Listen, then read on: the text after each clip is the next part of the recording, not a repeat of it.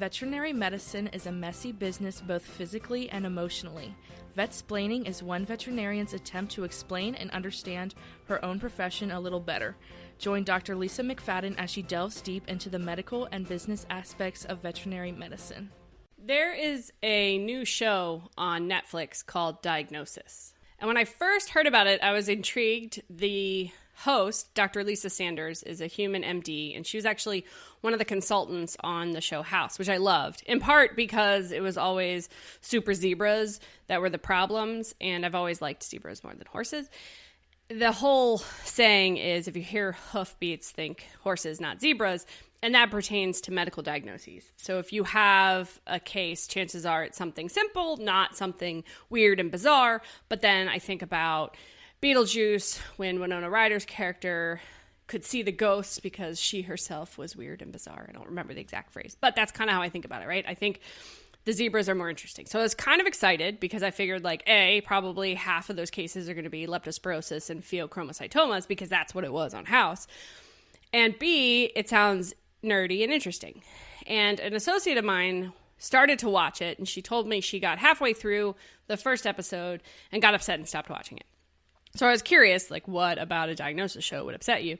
And apparently the way that the premise is that they have patients with unusual symptoms and chronic diseases that are not being treated, and the host outsources the problems, so gives a list of the problems and asks the public through social media potential diagnoses, potential tests, potential treatments. And when asked what the most interesting responses that the host received, she responded something to the effect of all of the non-doctor comments that I received, the ones from the veterinarians were the most interesting. Well, when she told me this, I became a little upset too. And I think that people either have two reactions to this. Oh, well, that's cool the veterinarians contributed and she thought their responses were interesting. Or, what? Veterinarians aren't doctors? So I was curious if anyone else had a strong opinion about this response. And so I Googled Lisa Sanders, MD, Diagnosis Veterinarians, and a link to her Twitter account for Diagnosis pops up. And on there, a couple of veterinarians, which I will say I'm very impressed that nobody bashed her and said angry things because A, I could see why they would do it, but B, that never helps anything and it just makes you kind of look like an arse. It doesn't actually help prove your point. So one person said that they love the show, but veterinarians are doctors. And her response to that was, so true, my bad. That is even more infuriating to me because it's just kind of saying, oh yeah, that's right, I forgot, veterinarians are considered doctors, which is almost in my mind more insulting than telling, because maybe on the show she misspoke. And that's not what she meant, right? She meant of all of the non-human doctor responses. However, then I think, okay, this is a Netflix show, right? So it's not just like she said it, someone recorded it and then automatically put it up on the interwebs. A lot of people watched this before it was produced. So that one phrase is probably watched 15 times by 15 different people, and none of those people thought that that was an error and should have been corrected. So that aside, she's then called out on it on Twitter, and her response is, my bad, which just is even more demeaning because it's not even worth her time to write an apology or correct herself or explain what she meant. It's only worth 4 words, right? So I was a little irritated at this point. So I did what any non-rational person would do. I looked to see if Netflix has a customer service line, which they do in case anyone's curious. And I called and I asked if I could submit a formal complaint for the show Diagnosis, and I explained why, and the lady said sure. And then she asked for my name, asked if I was a member of Netflix. I said yes. I gave her my email address. I'm pretty sure I don't have Netflix anymore. I don't know. I haven't checked since then. I feel like it would be silly for them to cancel it since I pay for it. And then I was trying to kind of make light of the situation, and I said to the woman something to the effect of, I'd really like to think that my $250,000 in debt was worth at least a degree. And I think she thought that I was trying to be snarky with her, which I wasn't, because, I mean, she has nothing to do with it, right? There's no point in getting upset with her. And there's no point really in getting upset with any person except to say, hey, this was an error. We are owed an apology as a group. And then she just was like, okay, thank you, ma'am. And then we hung up. So then afterwards, I figured, hey, maybe the AVMA would want to send a letter to Netflix, either saying, we noticed that this comment was made that's incorrect, veterinarians are doctors, or you owe me an apology, which just makes me think of the father of olive oil in the Robin Williams live action Popeye, where he walks around saying, you owe me an apology. If you've never seen that movie, I actually really like it. I think it's funny. Apparently Robin Williams super glued his eyes shut for the movie because Popeye only has one eye. But then I saw in an interview, he said that it was one of his biggest regrets was doing that movie, although I like it. Anyway, I think that it would be smart on the AVMA's part to at least address it, because part of what the AVMA has been trying to do the last couple of years is really instill the concept of the One Health Initiative, which is the idea that veterinarians, MDs, DOs, nurses, physician's assistants, chiropractors, psychologists, people that study infectious diseases and environmental health, all of us can come together and help create a better world. And we all have our own unique expertise in different fields of medicine. And if we combine our forces, we can improve the health of every living organism, including people, including animals. And if the AVMA is trying to really achieve that level of inclusiveness, having something like this said by a human doctor on a Netflix show really demeans our profession as a whole. And I'd like to think that she didn't mean it, but the fact that it didn't occur to her that that was an inappropriate statement is really telling. And it really highlights the idea that there is animosity between MDs and veterinarians. And there's animosity between everybody, right? Like every profession has its own cliques. I mean, we go out of high school where we had a bunch of cliques, to college where we have a bunch of cliques, to then becoming professionals where we have a bunch of cliques, because even in veterinary medicine, like the GPs grumble about the ER doctors, and the ER doctors grumble about the GPs, and the specialists grumble about the ER doctors and the GPs, and then everybody grumbles about the integrative and holistic practitioners, and everybody has something legitimate to say and to contribute to the field of veterinary medicine, but we get in this concept of like, this is my group, I defend them, everyone else is scary and bad. And the same thing happens with human medicine, because when I go to the doctor, and I'm sure I've said this before, they ask me what I do, I tell them I'm a veterinarian, they say, hey, it's really hard to get in vet school, and I say, yes, it is. And then when I ask them questions about what's going on with me, they act like I'm a complete idiot. And I'm sure some of that is my interpretation of the conversation. However, it does often feel like we are smart enough to get into vet school, but not smart enough to have questions or ideas about what's going on with ourselves.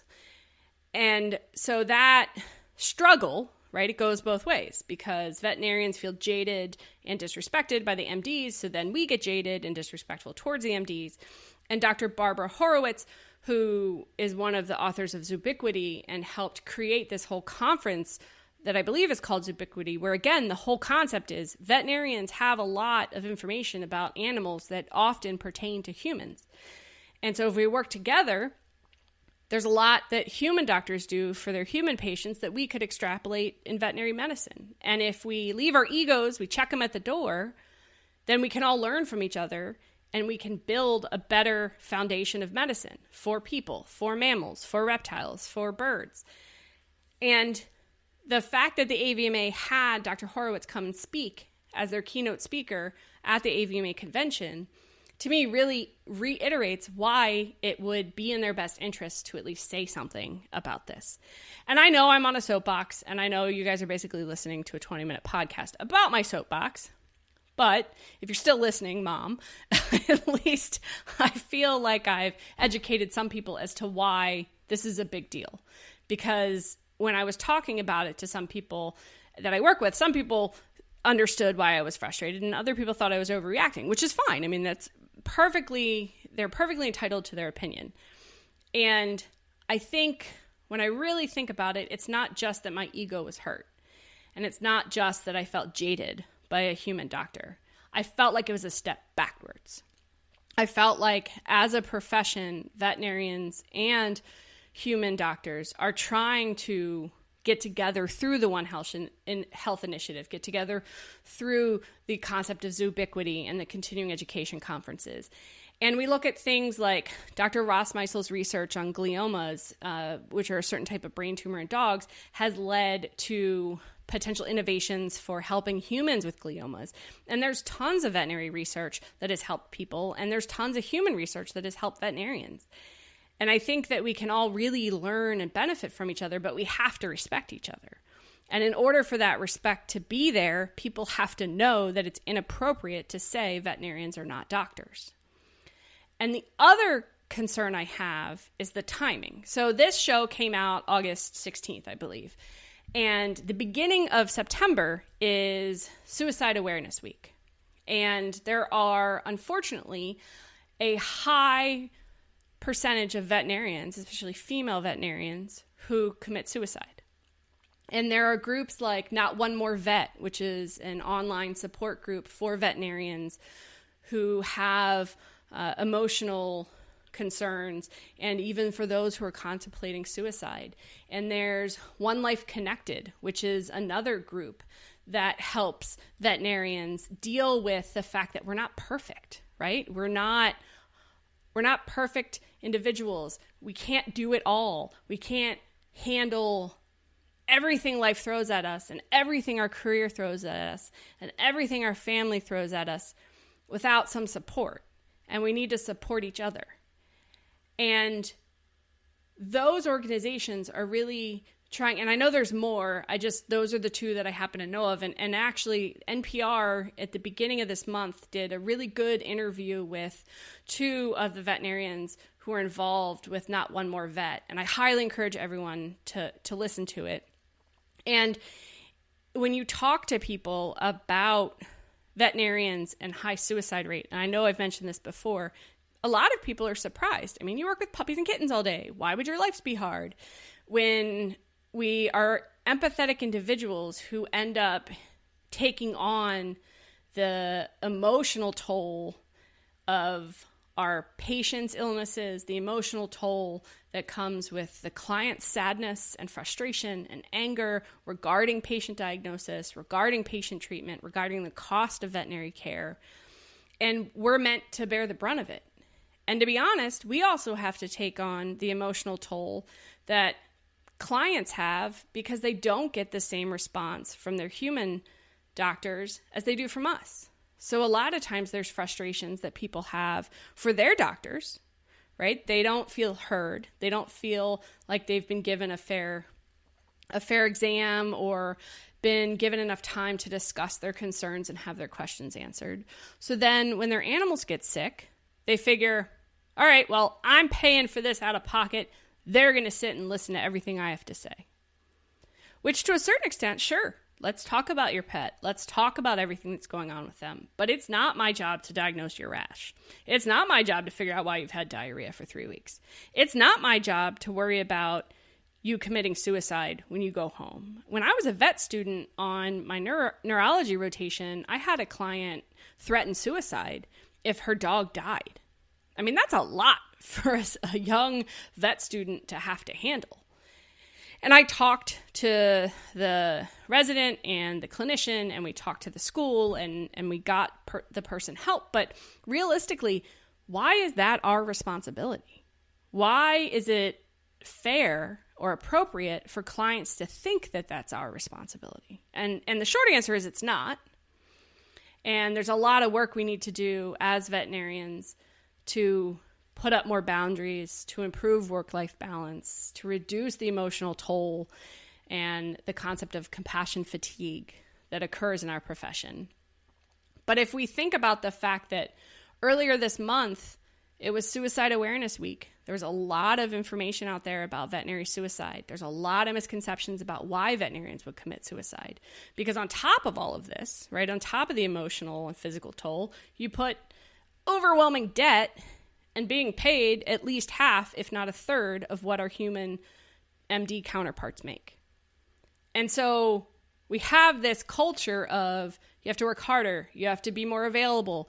You have to forego everything in your life that is not veterinary medicine. You have to treat my patient for free or my pet for free. You have to care.